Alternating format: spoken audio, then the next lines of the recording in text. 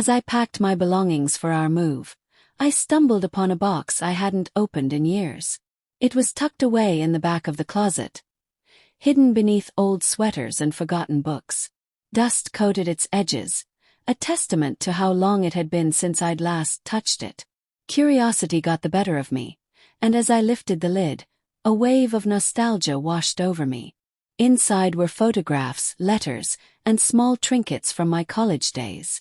My fingers trembled as I sifted through them, my breath catching when I saw his face. Julian, my first love.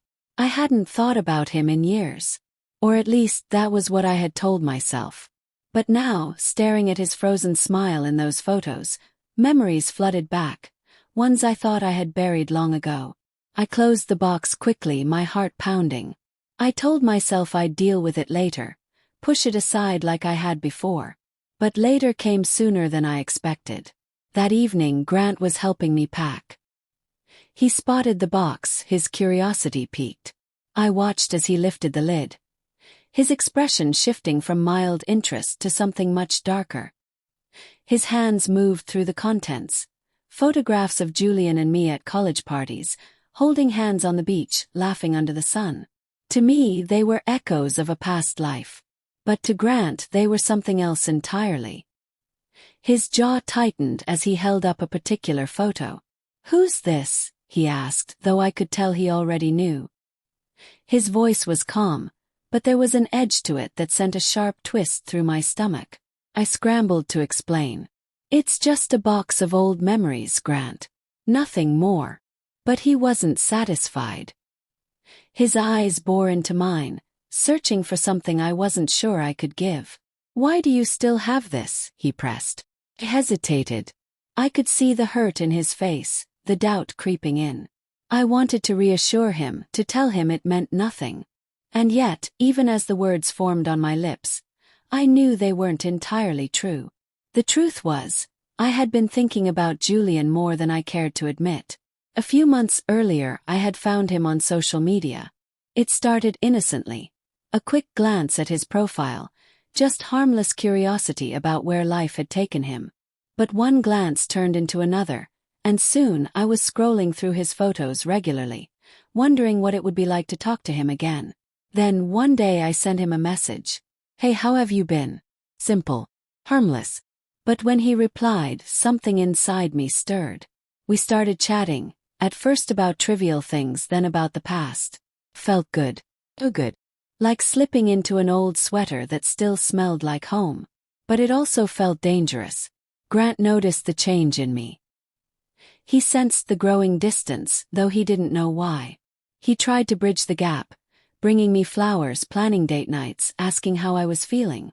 But the more he tried, the more I pulled away. I told myself it was just a harmless connection, that I wasn't doing anything wrong.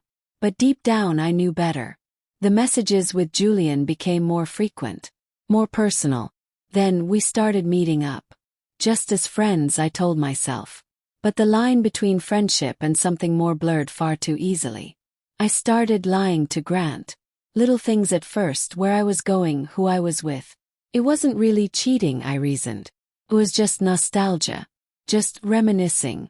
But the truth was, I was lying to myself as much as I was lying to him. Being with Julian felt intoxicating.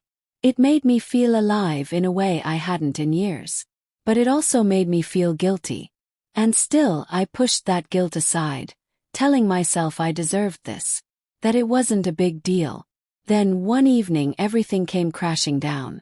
Grant had been acting strange all day. Quiet, distant. I thought he was just stressed about work. But when I came home late after meeting Julian, he was waiting for me. His face was pale. His eyes filled with a mix of anger and pain. "I saw you," he said, his voice trembling. "I saw you with him." My heart plummeted. I tried to explain, to tell him it wasn't what it looked like. But even to me, the words sounded hollow. Grant didn't yell. He didn't scream. He just looked at me. His eyes filled with a sadness that cut deeper than any rage could. The days that followed were a blur of arguments and tears. Grant moved out, saying he needed space to think. I was devastated. But a part of me still clung to Julian, to the idea that he could fill the void Grant left. But Julian wasn't the person I had remembered. He was distant. And it didn't take long for him to pull away completely. "I never meant for this to get serious," he told me one day.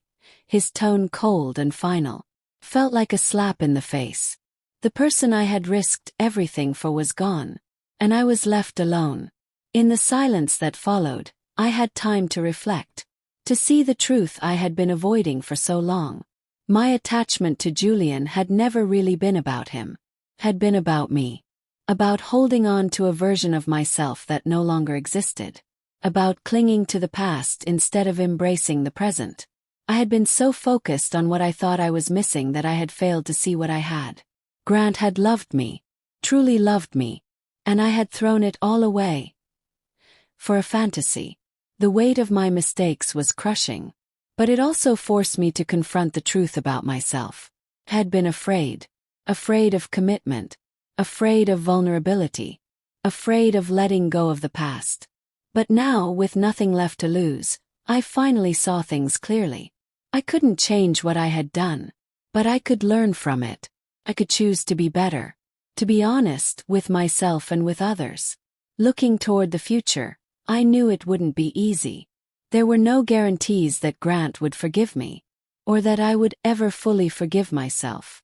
But for the first time in a long time, I felt something I hadn't expected. A glimmer of hope. Not for what had been. But for what could be.